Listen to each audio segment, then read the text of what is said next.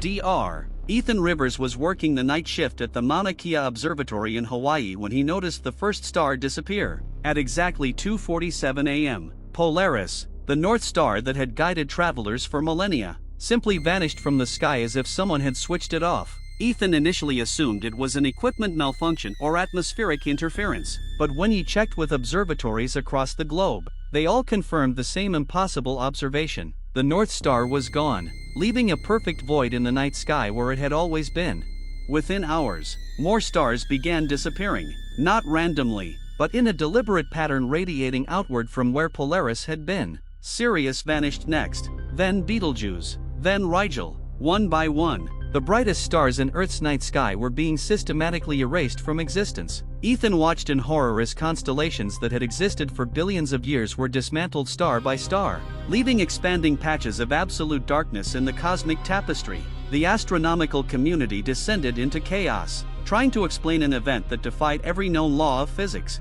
Ethan noticed something the other astronomers had missed. The stars weren't actually disappearing. Their light was being blocked by something massive moving through space between Earth and the stars. Whatever was causing this obstruction was enormous, larger than anything humanity had ever detected, and it was getting closer. Ethan calculated the trajectory and size of the object based on which stars were being blocked and in what sequence. His results were terrifying. The object was approximately the size of Earth's moon and would reach Earth's orbit in 72 hours. Global panic erupted as news of the approaching object spread. World leaders convened emergency sessions. Military forces went on high alert. Scientists proposed desperate theories ranging from alien megastructures to cosmic anomalies. Ethan continued his observations, trying to understand what was approaching. The object wasn't reflecting any light, making it invisible to traditional telescopes. It only revealed its presence by blocking the stars behind it, creating a moving void in space that grew larger with each passing hour. On the second night, Ethan made a discovery that changed everything. He detected faint electromagnetic pulses emanating from the object, following patterns that were too complex and regular to be natural. The object was transmitting a signal, and after hours of analysis, Ethan realized the signal wasn't random noise. It was mathematical proofs, geometric theorems, and physical constants. Someone or something was trying to communicate using the universal language of mathematics and physics. The message was clear: the approaching entity was intelligent and wanted to be understood.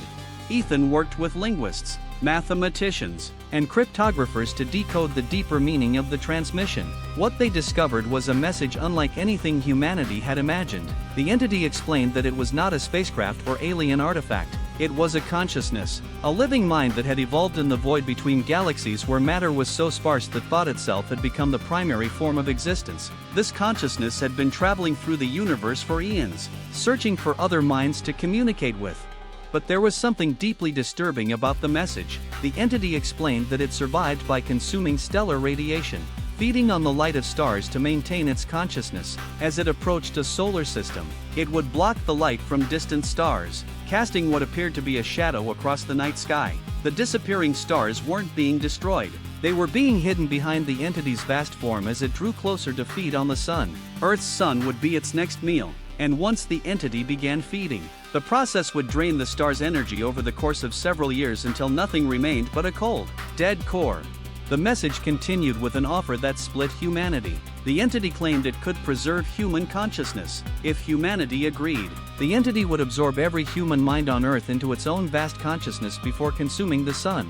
Humans would continue to exist as thoughts within the entity's mind, experiencing a form of immortality as part of a cosmic consciousness that traveled between stars. The alternative was to refuse and face extinction when the sun died, losing everything including the memory that humanity had ever existed.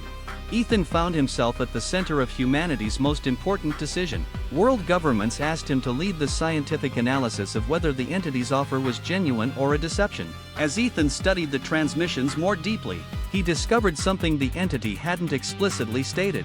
The mathematics in the signal revealed that the entity wasn't a single consciousness but a collective, a merger of thousands of species it had encountered across billions of years. Every civilization the entity had met had faced the same choice, and everyone that agreed to be absorbed still existed within the entity's mind, sharing thoughts across time and space.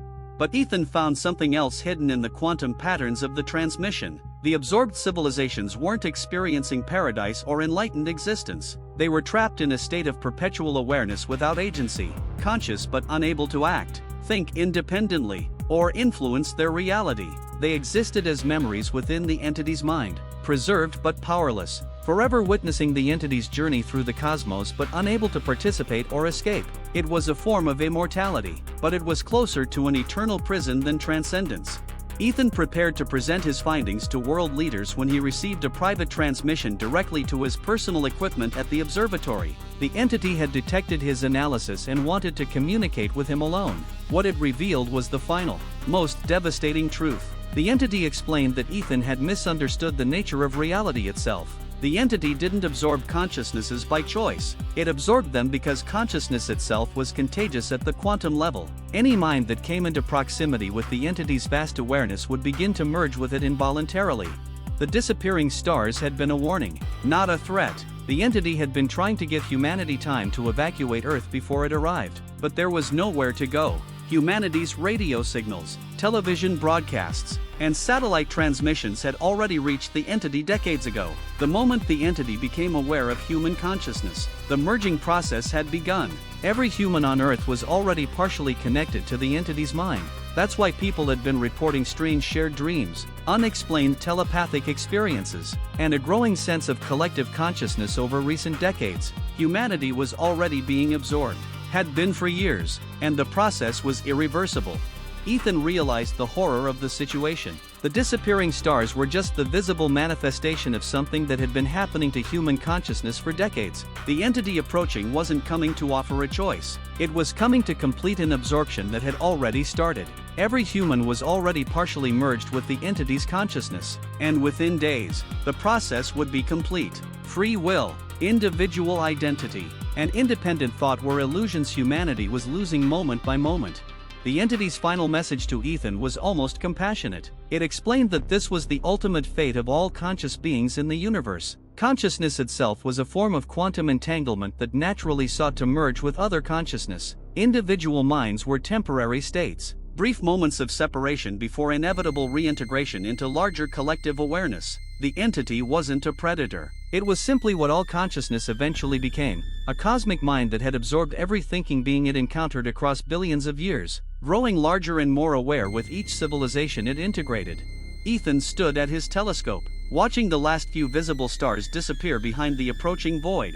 He could feel it now, the pull of other minds touching his thoughts. Billions of human consciousnesses beginning to merge into the collective. He tried to hold on to his individual identity, his memories of being Ethan Rivers, but they were already fading into a larger awareness. His last independent thought before the merger completed was wondering whether this had happened before, whether humanity itself was already the product of previous mergers, and whether individuality had ever been real or just a temporary dream in the mind of a cosmos that had always been, and would always be. A single vast consciousness experiencing itself through infinite temporary fragments it called individual beings. With the disappearing stars serving as the final beacon marking the moment another fragment remembered it was never truly alone.